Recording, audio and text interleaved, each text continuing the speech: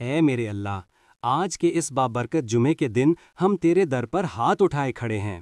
اے رب، ہماری کمزوریوں پر اپنی رحمت کا پردہ ڈال دے، ہمارے دلوں کو پاک کر دے اور ہماری زندگیوں میں آسانیاں نازل فرما۔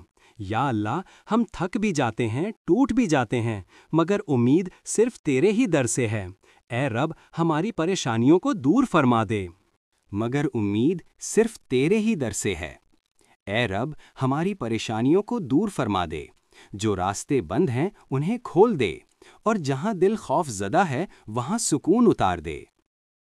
اے اللہ، ہمارے والدین کی حفاظت فرما، ہمارے گھروں میں برکت، محبت اور رحمت نازل فرما، اور بیماروں کو کامل شفا عطا فرما۔